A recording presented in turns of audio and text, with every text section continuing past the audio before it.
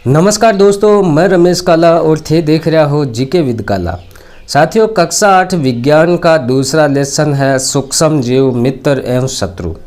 इससे जो पाठ्य पुस्तक के प्रश्न बन रहे हैं, बोर्ड परीक्षा के लिए जो महत्वपूर्ण प्रश्न बन रहे हैं, वो मैं आपको करवा रहा हूँ। आप पेन कॉपी लेकर बैठ जाएं या अपने बुक में आप टिक मार्क करें, कैसे भी करें, इन प्रश्नों को अच्छे से तैयार करें। चैनल को आप सब्सक्राइब कर लें और सामाजिक विज्ञान और सब्जेक्ट के जो आपको प्रश्न उत्तर करने हैं तो आप प्ले लिस्ट में जाकर देख लें। इस वीडियो के नीचे डिस्क्रिप्शन में लिंक मिल जाएगा, प्ले लिस्ट में जाकर देख लें।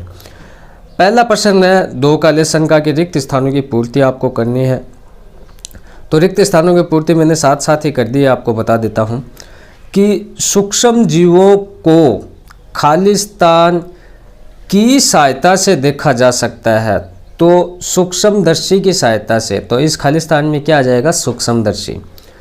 नेक्स्ट है नीले हरे शैवाल वायु में खाली स्थान का स्थिरीकरण करते हैं जिससे मिट्टी की उर्वरता में वृद्धि होती है। तो खाली स्थान में क्या आएगा?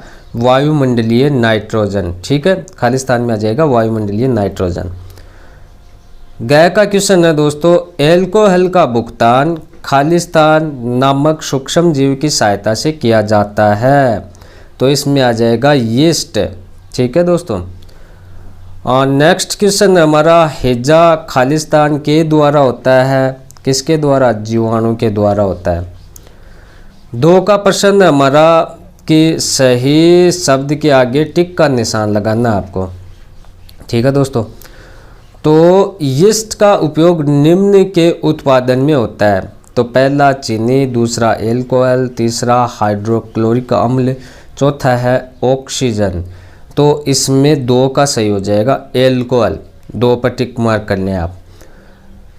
ख का कि निम्न में से कौन सा प्रतिजैविक है? प्रतिजैविक 4 ऑप्शन आपके पास हैं। Sodium bicarbonate, streptomycin, alcohol, yeast. तो स्ट्रेप्टोमाइसिन 2 नंबर पर आपको टिक मार्क कर देना है। नेक्स्ट क्वेश्चन है कि मलेरिया परजीवी का वाहक है। मलेरिया परजीवी का वाहक है। खाली 4 ऑप्शन आपके पास। मादा एनोफिलीज मच्छर, काकरोच और घरेलू मक्खी मकड़ी। तो उत्तर हो जाएगा हमारा मादा एनोफिलीज मच्छर पहला। घ का देखिए संचरणीय रोगों का सबसे मुख्य वाहक है। चिंटी है, घरेलू मक्खी है, ड्रैगन मक्खी है या मकड़ी है। तो इसमें 2 का हो जाएगा घरेलू मक्खी।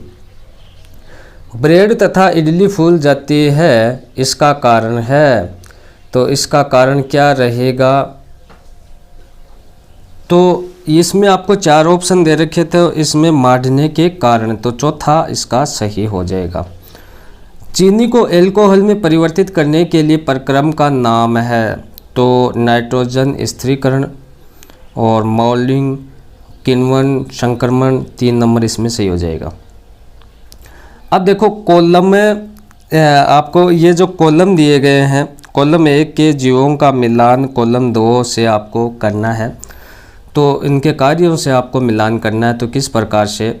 एक तरफ कॉलम 1 दे रखा है, एक तरफ कॉलम 2 दे रखे हैं। दोनों का मिलान किस प्रकार से आप करें, ध्यान से देखें। देखो एक तरफ जीवाणु, फिर नाइट्रोजन का स्थिरीकरण दे रखा है, फिर राइजोबियम दही का जमना, लैक्टोबैसिलस है, ब्रेड की पैकिंग आ गई इसमें, यीस्ट मलेरिया का कारक, एक प्रोटोजोआ हैजे का कारक, एक विषाणु।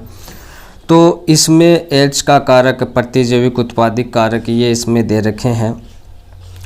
तो मिलान करना आपको जीवाणु। तो इसका जीवाणु आपको पता है, जीवाणु हो जाएगा दोस्तों हैजे का कारक है। जीवाणु क्या है? हैजे का कारक। तो इसमें ये हो जाएगा 5 नंबर का। उसके बाद आप देखें सेकंड है राइजोबियम। राइजोबियम हो जाएगा 1 नंबर का नाइट्रोजन स्थिरीकरण। फिर है लैक्टोबैसिलस है, इसमें आ जाएगा दही का जमना। यीस्ट इसमें 3 नंबर का आ जाएगा, ब्रेड की बैंकिंग। और एक प्रोटोजोआ मलेरिया का कारक और एक विषाणु एड्स का कारक। ठीक है, तो इस प्रकार से आपको मिलान कर लेना है, ये अच्छे से देख लें। उसके बाद नेक्स्ट है कि क्या सूक्ष्म जीव बिना यंत्र की सहायता से देखे जा सकते हैं, यदि नहीं तो वे कैसे देखे जा सकते हैं। अगर देखो इसमें पूछा है कि सूक्ष्म जीव है क्या वो बिना यंत्र की सहायता से देखे जा सकते हैं, आपका उत्तर यदि नहीं है तो किस प्रकार से। तो देखें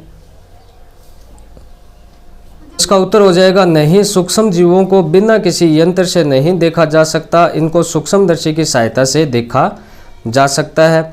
सूक्ष्म जीवों के मुख्य वर्ग कौन कौन से हैं, तो सूक्ष्म जीवों को मुख्यतः 4 भागों में बांटा जा सकता है। तो 4 भाग कौन कौन से हैं, जीवाणु, प्रोटोजोआ, कवक और कुछ शैवाल। उसके बाद आप देखें नेक्स्ट क्वेश्चन है हमारा कि वायुमंडलीय नाइट्रोजन का मिट्टी में स्थिरीकरण करने वाले सूक्ष्म जीवों के नाम लिखने हैं। तो नील हरित शैवाल और राइजोबियम जीवाणु, यह आपको लिख देना है। 7 का आप देखेंगे हमारे जीवन में उपयोगी सूक्ष्म जीवों के बारे में 10 पंक्तियाँ आपको लिखनी है। तो किस प्रकार से लिखोगे कि हमारे जीवन में सूक्ष्म जीवों का अत्यंत महत्व है, जो निम्न प्रकार से है। कैसे कि जीवाणु पनीर, अचार तथा अनेक खाद्य पदार्थों के उत्पादन में सहायक होते हैं। लैक्टोबैसिलस जीवाणु दूध को दही में परिवर्तित कर देता है। यीस्ट का उपयोग करके ब्रेड, केक, पेस्ट्री आदि बनाए जाते हैं। सूक्ष्म जीवों में अनेक प्रतिजैविक औषधियाँ उत्पादित की जाती है और सूक्ष्म जीवों से बड़े स्तर पर टीकों का उत्पादन किया जाता है। ये टीके हमारे शरीर में प्रतिरक्षा उत्पन्न करते हैं। जीवाणु एवं नील हरित शैवाल वायुमंडलीय नाइट्रोजन का स्थिरीकरण करते हैं। बायोगैस तथा खाद्य बनाने में भी सूक्ष्म जीव महत्वपूर्ण भूमिका निभाते हैं। हानिकारक पदार्थों को नष्ट करके सूक्ष्म जीव पर्यावरण को शुद्ध कर सकते हैं। एल्कोहल, शराब आदि के उत्पादन में सूक्ष्म जीवों का उपयोग किया जाता है। सूक्ष्म जीवों द्वारा होने वाले हानिकारक प्रभावों का संक्षिप्त विवरण दीजिए। तो सूक्ष्म देखो प्रश्न हमारा कि सूक्ष्म जीवों द्वारा होने वाले हानिकारक प्रभावों का संक्षिप्त विवरण आपको देना है। तो सूक्ष्म जीव भोजन, पेय पदार्थ, कपड़े आदि को संदूषित कर देते हैं और सूक्ष्म जीव भोजन को विषाक्त बना देते हैं, जिसके सेवन करने से मनुष्य बीमार हो जाता है। अनेक सूक्ष्म जीव मनुष्य में हैजा, क्षय रोग, चिकन पॉक्स, मलेरिया, सामान्य सर्दी जुकाम आदि रोग उत्पन्न कर देते हैं और सूक्ष्म जीव जंतुओं में भी रोग उत्पन्न करते हैं। मवेशियों में जीवाणु द्वारा एंथ्रेक्स रोग उत्पन्न हो जाता है। फिर नेक्स्ट क्वेश्चन आप लिखोगे कि प्रतिजैविक क्या है। प्रतिजैविक लेते समय कौन सी सावधानियां आपको रखनी चाहिए। तो प्रतिजैविक में क्या लिखोगे कि सूक्ष्म जीवों द्वारा उत्पन्न औषधि जो बीमारी पैदा करने वाले सूक्ष्म जीवों को वृद्धि को रोक देती है तथा उन्हें नष्ट कर देते हैं, प्रतिजैविक कहलाते हैं। स्ट्रेप्टोमाइसिन एंड एरिथ्रोमाइसिन सामान्य रूप से उपयोग की जाने वाली प्रतिजैविक हैं। उन्हें जीवाणु का कवक द्वारा उत्पादित किया जाता है।